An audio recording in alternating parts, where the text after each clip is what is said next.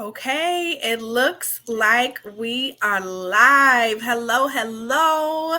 Happy Thursday. Happy first day of February. I'm so excited to be here today. I am everybody's favorite capacity coach and HR leader, Nicole Roan, and I am kicking off a series that I actually started last year called Capacity Conversations. And if you don't know what capacity is, we're going to talk all about it today. But it really is about managing your time, your energy, your resources, all the things that you use to carry out the moving parts in your personal and your professional life. And I have a very special guest here who is going to be joining me. She is my mentor and my best friend in my head. And, I've been able to learn so much from her and now partner with her. And so I'm excited to bring her into the conversation to talk about why success requires capacity, because success is going to mean different things to different people, right? And I shared a post a little earlier this week about, what success used to mean to me versus what it means to me now. And so I'm going to go ahead and bring in Miss Patrice Washington so that we can get this conversation started. Hey, Nicole. Hey, how you doing? I am well, and I'm so excited to be here and so proud to see you sharing the message of capacity and the necessity for capacity far and wide, because I never heard about capacity when I was a kid, when I was a young woman, when I was first starting as an entrepreneur or becoming a mother. And so I'm so excited that there's a conversation around it. Like, it's good to Yeah. know. Mm-hmm. Me too. And I'm so glad as well because, and I know you know this, you were one of the first people to help me break into this space and really gave me the platform in talking about capacity and what it means and why it's important. So I really couldn't think of a better person to help me kick off this series to talk about it. So what I want to do first is, of course, I know who you are, right? And I know there's lots of people who know who you are, but I want you to, talk a little bit about who you are, what you do, and then we'll talk about how capacity has kind of fit into the realm of those things. Sure. So, again, my name is Patrice Washington. I am known as a thought leader in the personal development space now, which I'm finally embracing. But for years, I was actually known as a financial expert. In media, I was known for over a decade as America's Money Maven. And so I was on everybody's talk show couch, everybody's stage, everyone's print publications from Essence Magazine to Cosmopolitan, talking about wealth building. And it became apparent to me after several years of working with people one on one that if we just kept talking to people about budgets and credit reports, we would never help people actually achieve financial wellness. So I went back to school, got a certificate in financial psychology, and then an MBA in behavioral finance and financial psychology. And now my mission is just to help the masses redefine wealth for themselves. My community believes that wealth is so much more than money and material possessions. And I teach my international community of mostly high achieving women, which I know if you're listening, you are. What we share is that we believe in the original 12th century definition of wealth, which says it's about the condition of well being. And so, one of the ways that we become well is to make sure that we create capacity in our lives, because most of the women that I have worked with from the time I met Nicole in like 2018, I think it was 2017, 2018, all the way till now are brilliant, but they are becoming more and more burnt out because they don't understand the power and the necessity for capacity. And if you're going to be well in the workplace, if you're going to be well in the marketplace, if you're going to be well at the bank, we need to make sure that you build in capacity so you can actually enjoy the fruits of your labor. So, thank you for having me. That's who I am. And I have had the honor of being one of Nicole's coaches, mentors, friend in her head, as she said, for several years now. And it is so beautiful to see the evolution and to see you embrace this call to lead people through the power of capacity. Because,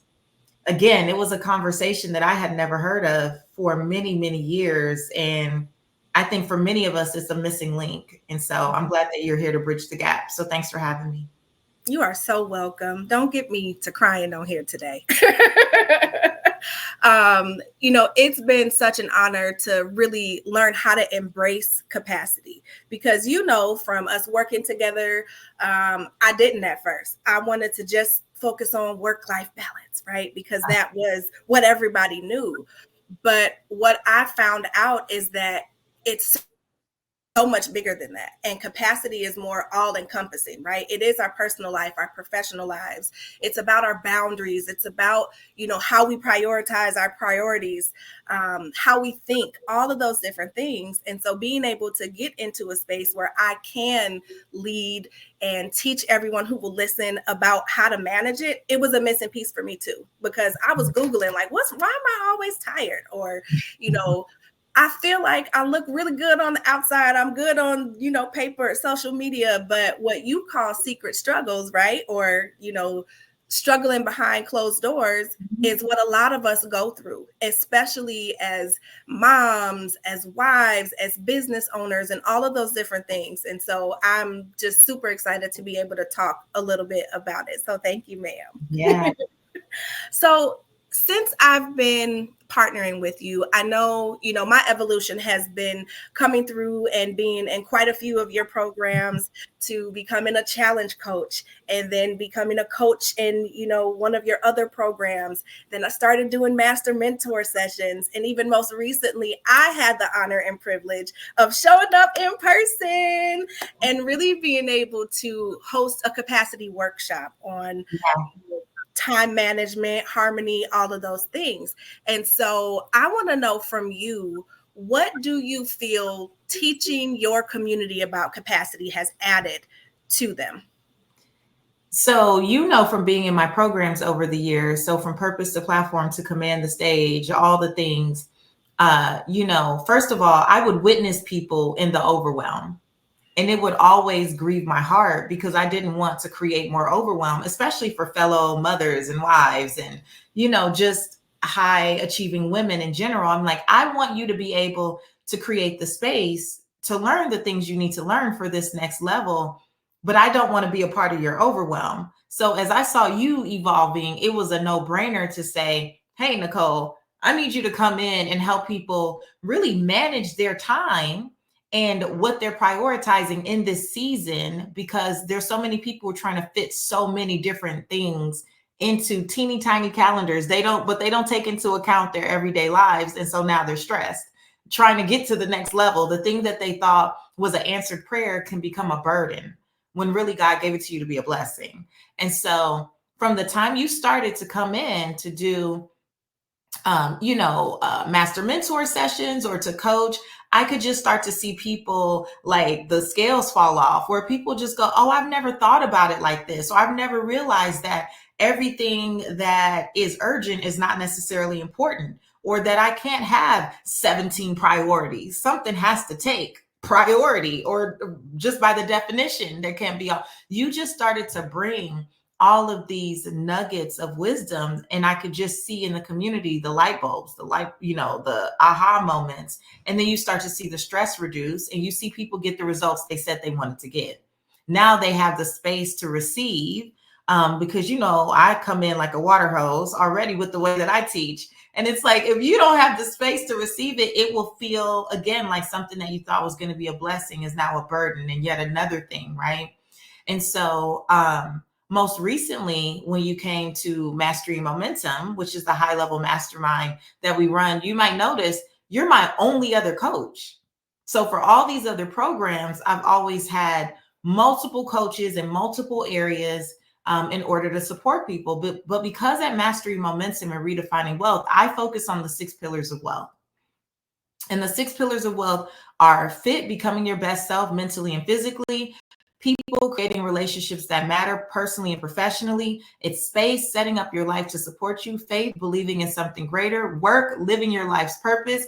And 6 is money, finally attracting the prosperity you desire. And then you're able to manage it well now because you clear clutter and all the other things.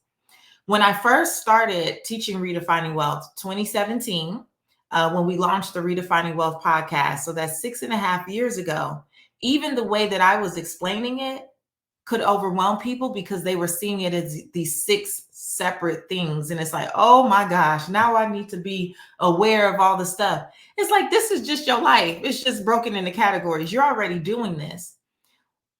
So what I noticed is when I started to talk about it in a more integrated fashion and show the connection between different pillars, then it allowed people to see, oh, okay, like I could do this, I could make this happen, I could be intentional.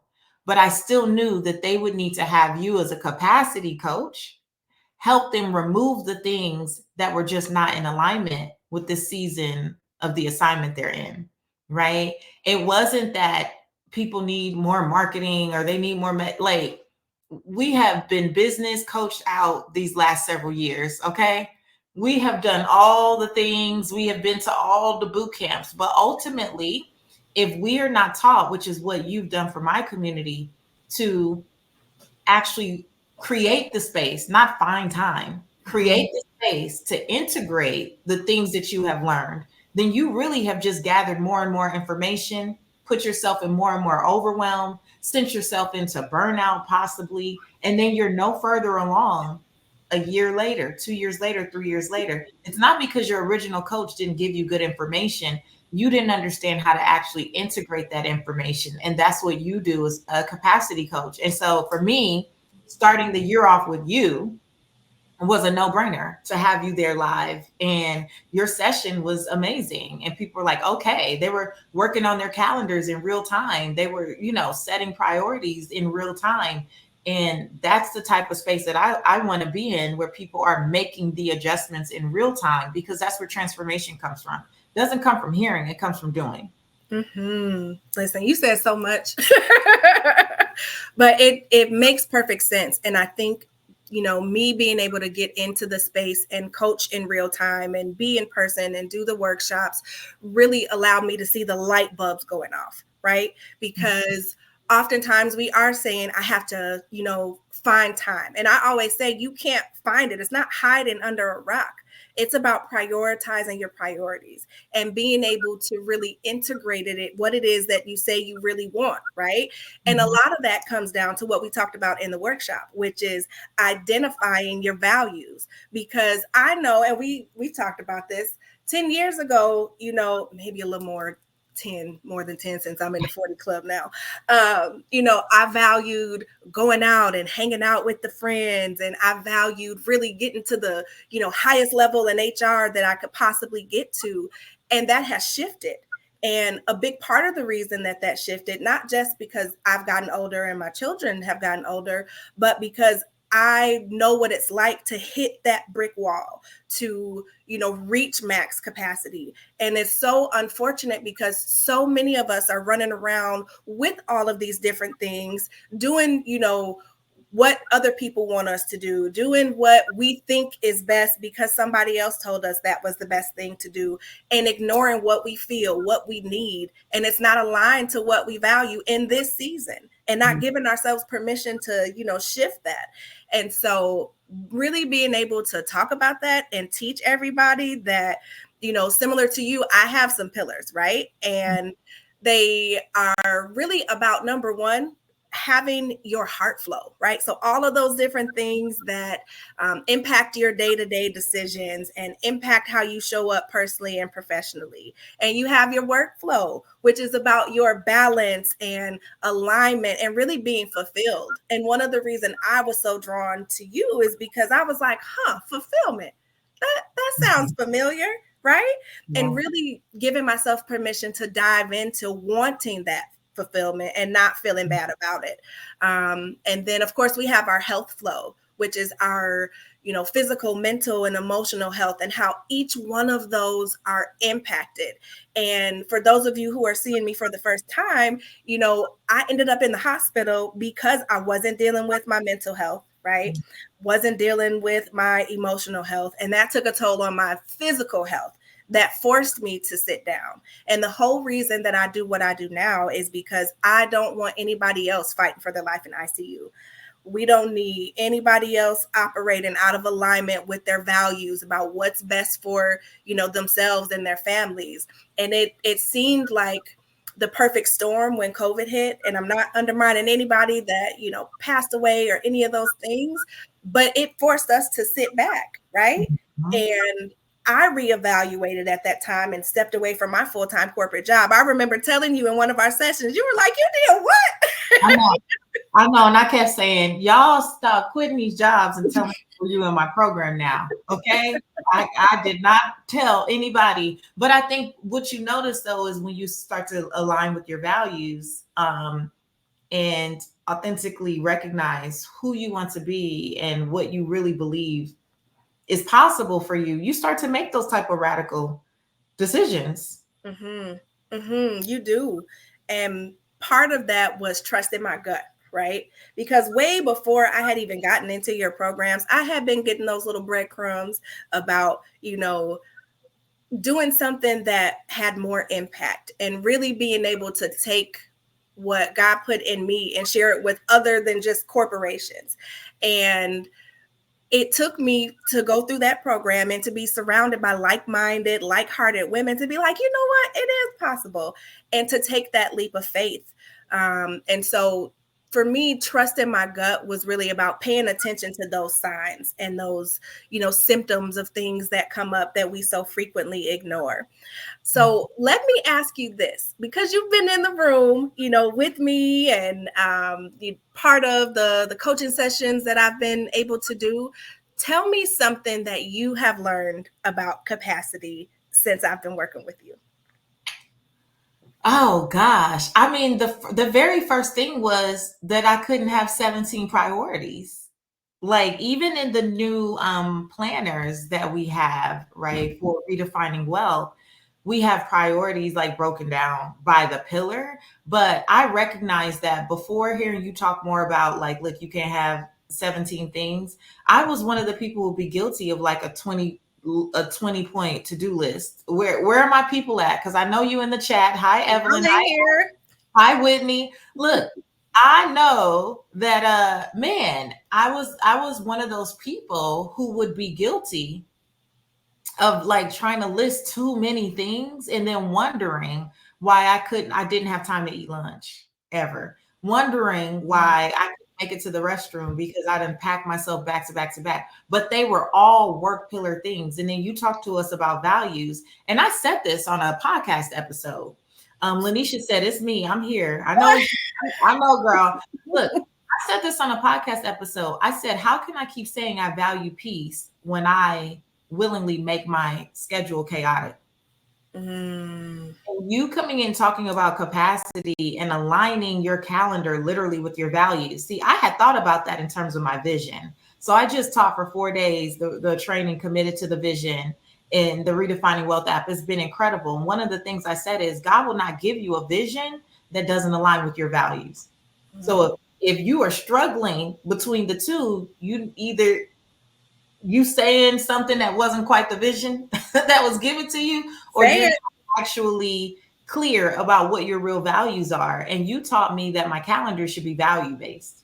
If it's value-based, I don't have to negotiate about breaks in my day. I don't have to negotiate about, look, I'll only do a max of X amount of things per day, because now I recognize I have, and I can see it, right, written out in that way.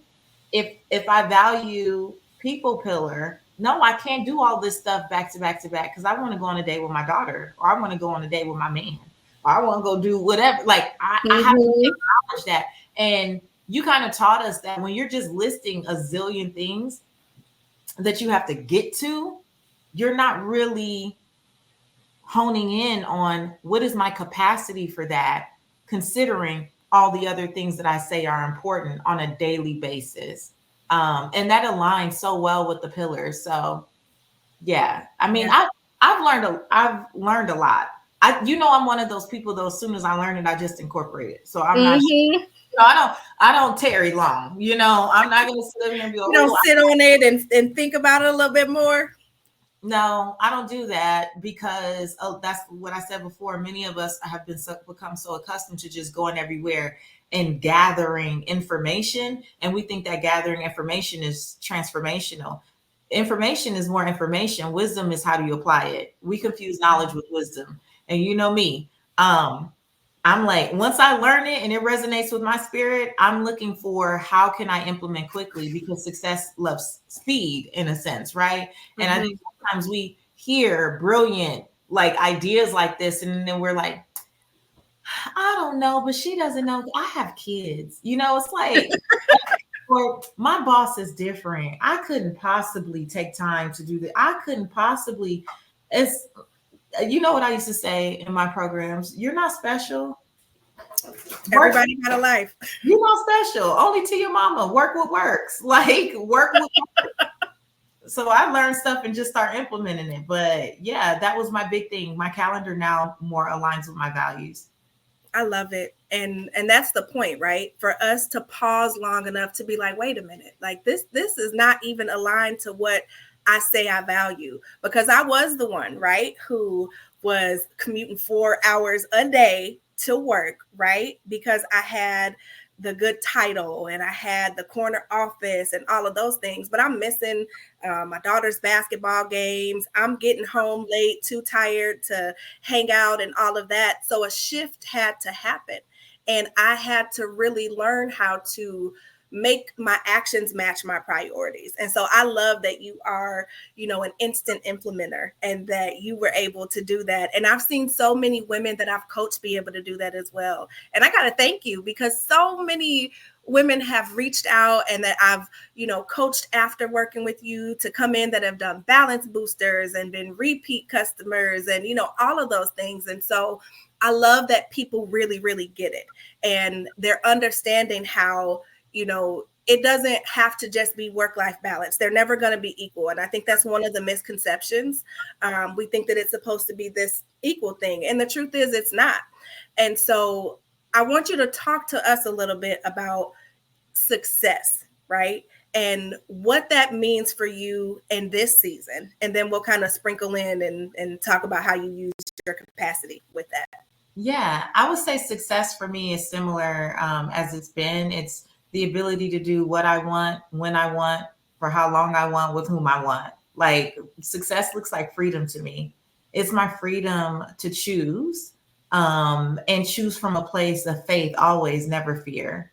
Being able to move with confidence and conviction that I'm doing what I literally feel my spirit is leading me to do. And so even if it looks illogical to others, no matter what the outcome is, I trust myself to keep taking what feels like the next best step to me. So that's success to me.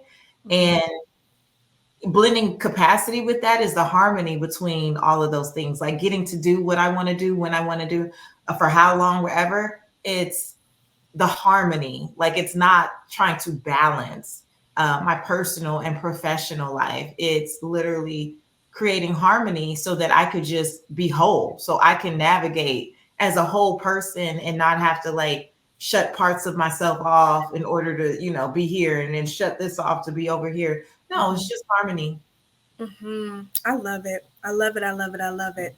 And to create that harmony, we got to have boundaries. And so I want to talk a little bit. I know that's the bad word. It's a bad word. That's my favorite. Listen, it sounds good in theory, but it's the practice that gets people. Oh, yeah. And so talk to me a little bit about your experience with boundaries, and particularly, one of the questions I get all the time is, how do I get over feeling bad about hurting somebody else's feelings? Like I can write the boundary, but I can't communicate it. Let me tell you, this couldn't have been timed more perfectly. So the time of this recording is February 1st that we are live. And today we kicked off Stop People Pleasing as the theme of the Redefining Wealth app. Stop people pleasing in the Redefining Wealth app, because I truly believe and have seen it over and over again that it is so hard for us to commit to the vision on our lives and redefine wealth for ourselves when we are so anchored to the idea that other people have to validate the vision. And so many of us have wonderful ideas. We know what we are called to do, but we can't own it because we're still trying to please other people, or we're allowing them to interrupt our days, interrupt our flows, bring their drama and trauma and stress and all that, bring their emergencies from their lack of planning to us, and we don't know how to stop. And so there's actually a guy named Nick Pollard. He is the people displeaser on Instagram. He's the interview for today. When I tell you guys, just listen to this interview, you will not feel bad. One of the things that he talked about, and we've talked about this like throughout the years in the community, is I really believe that the only people who are offended by your boundaries are people who benefited from you having none. Yes. I believe that wholeheartedly, because people with strong boundaries, people who are able to enforce their boundaries, typically respect other people's boundaries. Like if I say, hey, I don't really like phone calls after 9 p.m. and you're like, oh girl, that's fine. Tomorrow I'll call you before 9 tomorrow, whatever. That's someone who understands their own boundaries so they can have respect for yours and they're not trying to take advantage of you. What I've learned in my life is people only even get upset when you say no because they had a demand and expectation of a yes from you. They asked it in the form of a question, but they just believed with everything. Yep. Yeah. And then when you say no, it's like the audacity. Well, you asked me a question. A question means I can answer with a yes, no, maybe, not now. I can answer however I want. So I always, for me, I don't personally, I've learned to be detached from someone's response to my boundary. And I don't walk around saying I have a boundary that is not for me to have to tell you that I have a boundary. The boundary is really for me. Yes. It's a reminder to me of how I want to navigate my life and what I embody. So I don't tell people, oh, I have a boundary, don't call me after such and such time. I just don't answer. Mm-hmm. Like unless it's an emergency, like I just don't answer. So the feeling bad, you have to look at what's the root of your own people pleasing. Who taught you that? And look at the source. Why did they teach you that? They likely taught you that because they wanted you to always be available to them for any, whatever you had going on didn't matter. It's about them. Mm-hmm. And so the other thing I would say is I'm more committed to seeing through the vision that God gave me for my life than I am to pleasing any one human being on this earth. Like I have a bigger duty and responsibility to execute my purpose. So I can think to like, I don't know how many, 30 different times in the last 20 years, I would say, where I had to make a choice between, am I going to stay committed to the vision of what God gave me? Or am I going to allow someone furrowing their brow or having an attitude with me be the thing that sways my decision or my actions? And more times than not, I've chosen to stick with God. I chose the vision. As you should. And ultimately, sticking with that has been a bigger blessing to more people. So it's like, when we stick to the vision, because purpose is about how do you use your God-given gifts to be a blessing to others, right? Mm-hmm. Truly to others. If I were so still in that place as I was when I was a younger person, about people pleasing, would I have made my brother happy with my decision? Sure. But then look at the line of women that I have served, you included. Mm-hmm. Thousands. And on the podcast, we're at 17 million downloads. Come on. There are different things that could have happened had I shifted to people please someone else. We wouldn't be here. So there's thousands of you that I may never meet in person. There's so many people who listen to my voice in some form or fashion or been impacted by my work, and I'm so grateful. I may never meet them, but it's a responsibility, as far as I see it, to protect myself, my energy, my peace, my space, my environment, my calendar, like my health, everything, because I'm called to be of service to something greater. So one knucklehead, I'm not calling my brother a knucklehead. So don't be saying nothing. I'm not calling my brother a knucklehead. I'm just saying, that one thing. Can I say, I like to talk. I'm listening. This occurred to me. We tend to people please too, because we see people as the source. Yes. People are the resource. If you call yourself a believer of any kind, or if you are subscribed to some faith in particular, for me, I would say God is my source. People are resources. Mm-hmm. One resource being upset with me because I have a boundary around what you pay me to get on stage. Like, no, right? Like, because I have a boundary around even clients that I will talk to in coaching, because I have a boundary around one person is not going to break the vision that God gave me. I just don't believe that, because ultimately God is my source. Everyone else is a resource. And so, and everything else is a resource. And so when you feel beholden to every person's idea, thoughts, and opinions, you start to confuse who the source is and what the source is. And as long as I'm plugged into the source, provision will always be created. So I'm not afraid of someone getting upset because I said no. I'm just gonna clutch my pearl-ish necklace. That's so good, because a lot of us still do have those issues of being rooted in the people pleasing. And I had no idea that that was coming out on the app that just kicked off.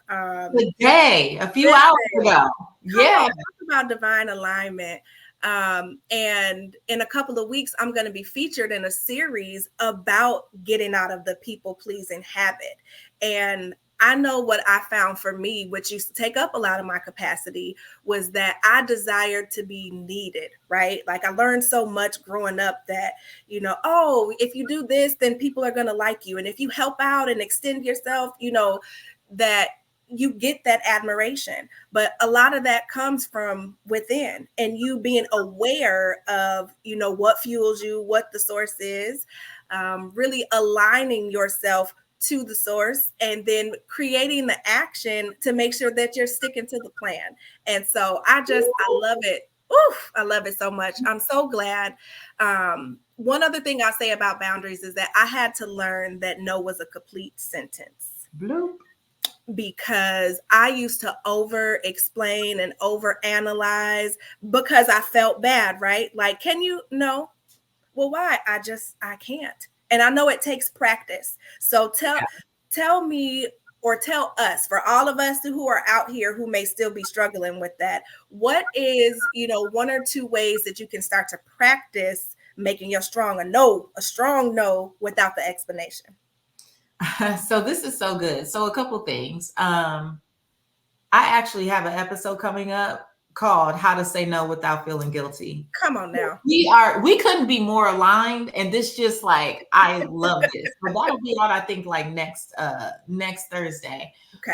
And then we're going to do a practice session. So I was going to say, one of the first things you could do is practice.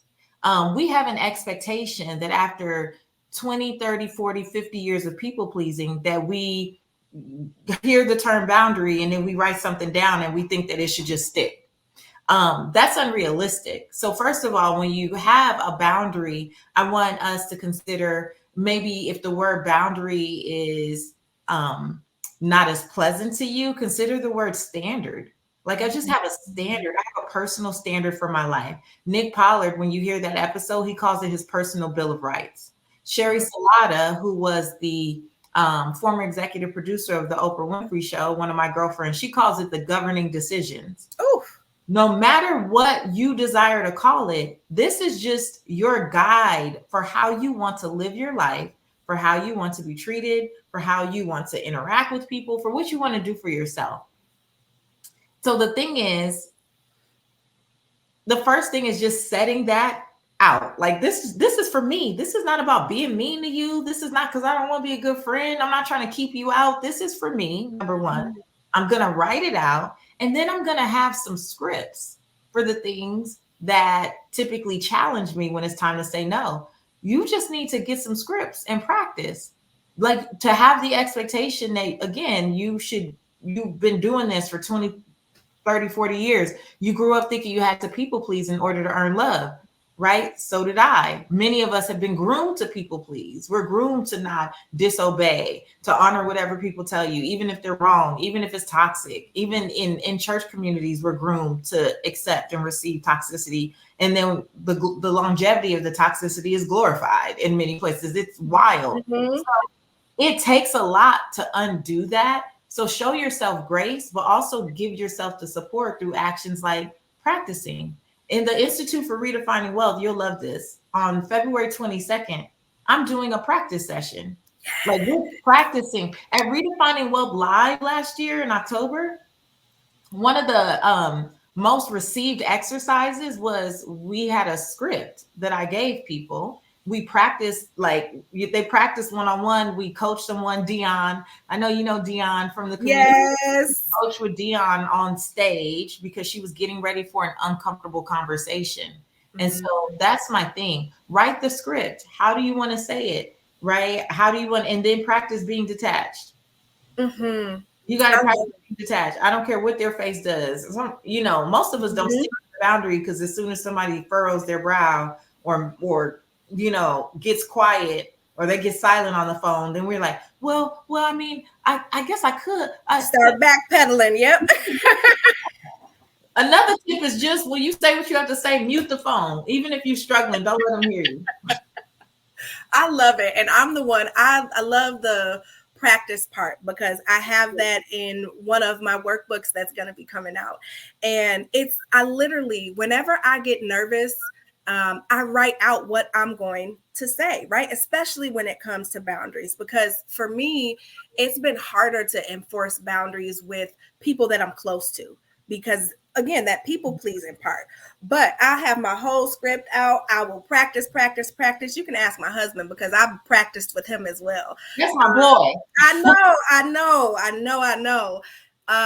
It helps because it takes some of that pressure off, right? It helps you to really get it out there. But then also, I love how you say be detached because we automatically assume somebody's going to be upset, or because we've experienced the furrowing of the brow and all of that. You know how many times I've, set a boundary and just communicated it and they were like, okay. Yeah. And I done made up this whole story in my head that it's going to go sideways. I got to have a backup plan. No, that's why you practice. And the more you do it, the easier that it gets. So I love it. Oh my goodness. I could sit here and talk to you all day long. I just am so glad that so many women are now being able to understand what capacity is and how it impacts them personally and professionally, and that I'm able to partner with you across your platforms. And did I say I'm grateful to be your only coach this season? Because I am. I appreciate you. It was done very intentionally, and it is in the spirit of not wanting to overwhelm people who already have full plates. Mm-hmm. I think the key thing that more of us need and just don't recognize that God gives us the desires of our heart. And I truly believe that we can walk out every desire that we have, but we have to make space for it. And most of us are so distracted and cluttered with so many things that do not matter in the bigger picture. They don't add to the ultimate vision. They don't bring us any joy, peace, or happiness, but we do so many things because we feel like we have to, or because we're on autopilot, and we do it because we've just always done it. And my big thing this year in this season of my life is to awaken more people from that autopilot and usher them into what's actually possible, right? When they are obedient to the vision, but just like really intentional about it, when they're not just gathering information anymore. And so I say that because none of those things are possible without capacity. People can tell you anything. They can present anything to you. And if you don't have the mental, physical, time, environmental, relational capacity to receive it, it will be for naught. It will go nowhere. And so it's not to say that, we won't down the line maybe add anything else, but the very first thing that I wanted to really lead with this time around, because Redefining Wealth has grown and matured over years, and we have a whole new way of integrating the pillars and all of that. It's capacity. It is a capacity issue. And I just wanted to say, kind of in closing, Nicole, something you said earlier, for everyone who's watching and for other people who are possibly coaches like me, or you have communities like me, and you're thinking about Nicole as a capacity coach and just having this conversation more. One of the things that we've led with for the last few years, but I feel it so strongly now, truly. And it was not my original quote, but I've expanded upon it. And it's your business, your life, your finances, your purpose will only grow to the extent you're willing to heal. And some of us have time trauma. We got calendar trauma. We got people trauma, relational trauma. We have all of these things, and it is reflected in how busy we are, yet never productive. Yes. You know your purpose, but you can't own it because you're so busy doing everything else under the sun. Traumatized at the idea that someone will be upset with you, or that you'll drop the ball on something, and all the while you're undermining the very thing that God gave you to do in the first place. And so Nicole is brilliant at what she does. So I definitely say bring her in for some capacity conversations in your community, but also recognize for yourself, if you're listening, whatever you're working on, it's only going to grow to the extent you're willing to heal. And that doesn't mean that you're just going to the physical doctor. I call myself now the primary care coach for my I'm primary care. We need to heal the idea that we have to be always busy and on in order to be successful and productive and purposeful. That's a piece that we have to heal if our businesses and careers and finances are going to go to the next level, because we don't even have the space to think, to process, to receive anymore. And I just want to say, like, I feel like someone needed to hear that. But Nicole, I'm so proud of you. And I want you to know, and committed to the vision, I talked about you and I talked about your husband, Darius. I shared your picture from 2018 when we first met in person. I shared the picture of me hugging Darius, because it literally, I look at it every other day. And I mean that sincerely, because the work that we do is not just for us as individuals. When your husband hugged me and said, thank you for what you've done for my wife, and he hugged me like with a real hug, not like, I got the picture. He got tears in his eyes. Yeah. lady, right? That is, first of all, that means so much to me. And I shared because I also shared that you're now the capacity coach. So for me to watch your journey, and all the times I had to lean into the camera and talk to you just a little bit crazy, and snatching my edges. to see the trajectory is such a blessing. You are the physical manifestation of the impact that I hope to have in the world. So I'm grateful, but I just pass on to you, right?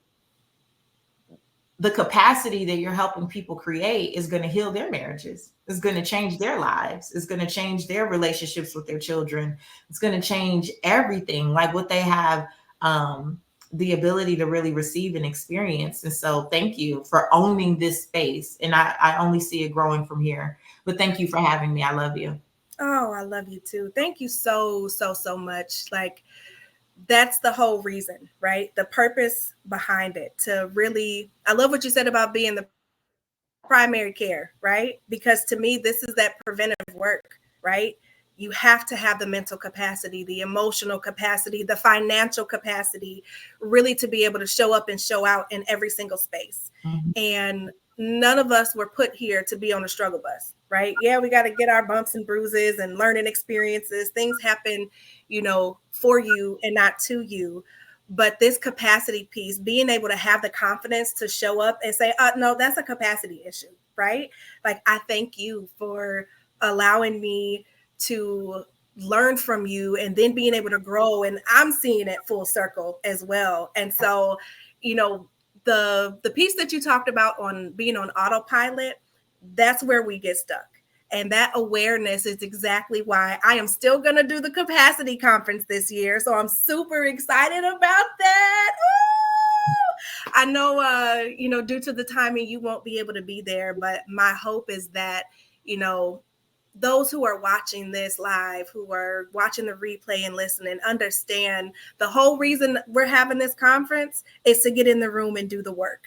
And that it does change lives. I don't think I shared with you that in one of the capacity sessions, one of the young ladies was like, listen, you changed how I operate with my family.